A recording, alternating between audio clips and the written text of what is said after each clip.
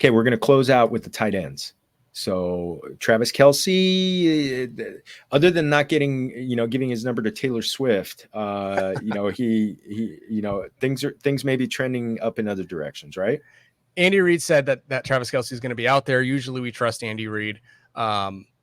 We do want to take some caution, I guess, but man, you got to get Travis Kelce.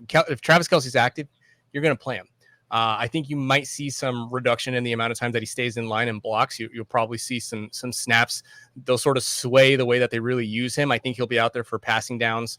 I don't know if they'll use him as much for blocking this week. He might be slightly limited. He might be at like 85%, but I'll take 85% Travis Kelce over most of the guys that we just talked about in reality, right? So Travis Kelce's out there. That's really the short of it. Start him. Yeah, 85% Travis Kelce. I take that over 99% of any tight ends. 100% tight ends in a lot of cases. Yeah, I think you're playing him. I'm not expecting him to block at all. Not expecting any blocking at all. Another guy who is not expected to block at all. Mark Andrews. He kind of came up as a surprise. Inactive last week.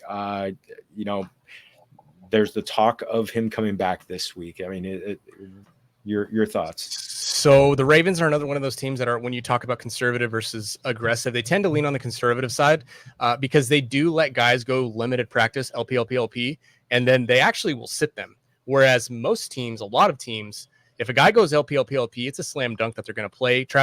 Mark Andrews last week, he was limited all week and didn't end up playing. Came out on Saturday night. Ian Rappaport even said it was surprising. Most people were surprised. I was surprised, so I owe everybody an apology. I was wrong on that. I did mention, you could tell. I actually went back. I don't ever do this, and when I mean never, I never do this because I hate the sound of my own voice. I went back and listened to what I said, and I looked at my body language, and I heard what I was saying, and I could tell that I was uncomfortable giving the recommendation, but I didn't really have anything definitive. And I said I don't have anything definitive to tell you that this is going to be a problem, and it ended up being a problem. So it was a really weird situation. I'll watch the film, as they say. I'll get better. But Mark Andrews was a full participant in practice on Friday, which is a really good sign. Obviously, after last week, we can't say anything's a slam dunk. So make sure, again, you're checking the inactives, the actives. Make sure you're checking in on the Patreon. And I do think that he's going to go this week. And last, I don't want to get to it because we're running over on time. But I do want to say, I like Zay Flowers. Zay Flowers seems like a really good player. Zay Flowers was incredible for a rookie debut. Zay Flowers was a fun player to watch. Zay Flowers is probably a really, really good person.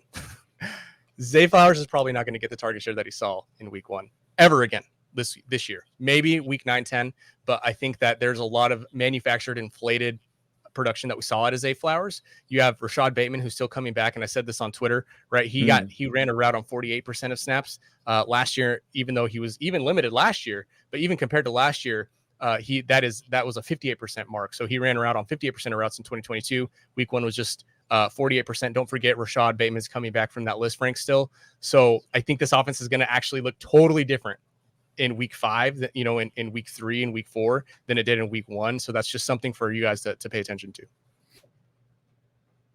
I'm 100% with you on Zay Flowers, but yeah, you're right. Mark Andrews is the guy when it comes to this offense. He's their Travis Kelce, so he's the number one guy.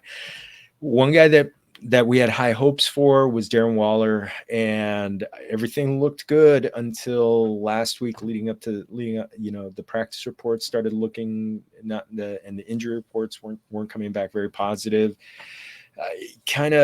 What's the outlook for someone who's had such a significant injury history? Yeah, so here's a significant injury history that George is mentioning.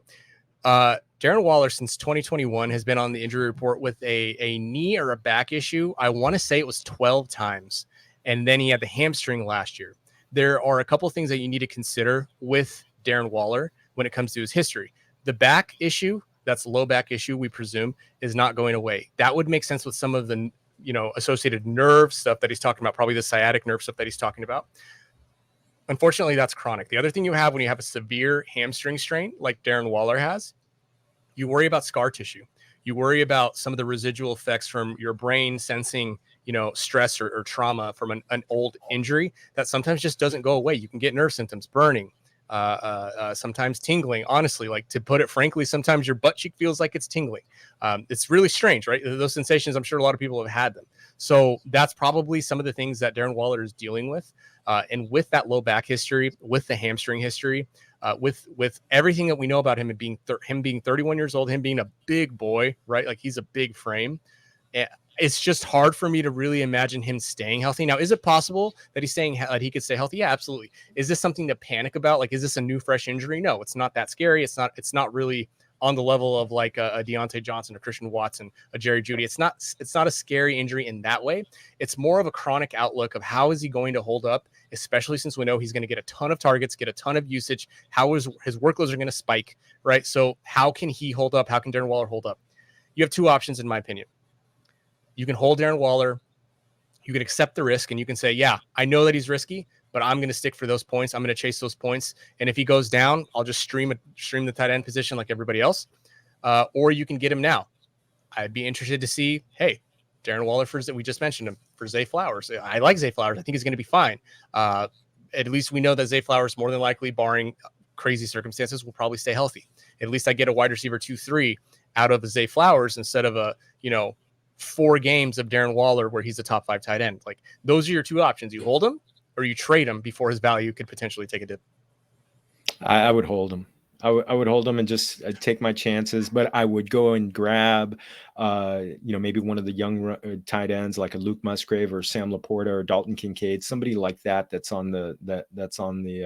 could be on the waiver wire right now because, I want the upside that Darren Waller can give because he was drafted at a point where if he performs up to his level, he outperforms his ADP. But yeah, I've said it before on this podcast, other places, best ability is availability. So, and if he's not available, it's not helping, but at least have a backup plan. Mi amigo. Okay, we went a little over. We started off with fun stuff. Let's plug that Patreon una vez más. Yeah, if you go to my Twitter, it's the pinned tweet. Or honestly, you can just put it into your browser. It's Patreon/injury prone. I'm pretty sure. Let me do it myself so that I know. Patreon, very professional here. /injury prone, and it should pop up.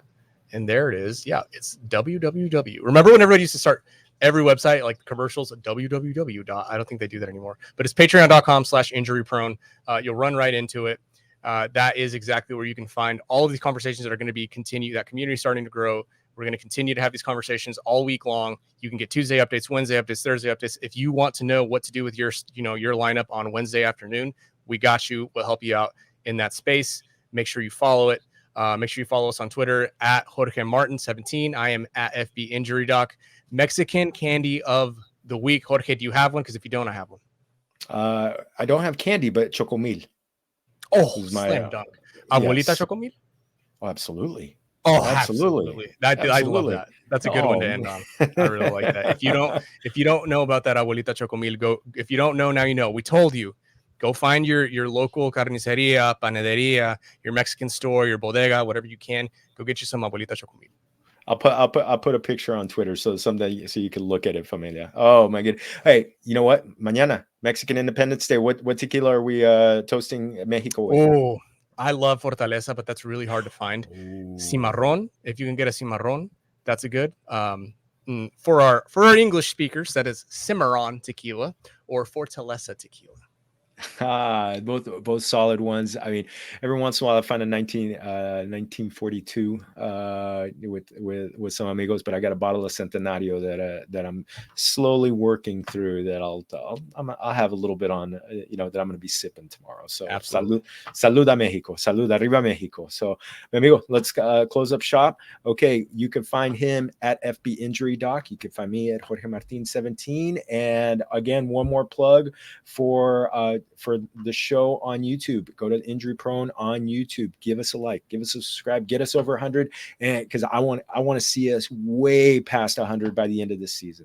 Muchas gracias for joining us otra vez arriba Mexico, and just get ready for week 2. Salud.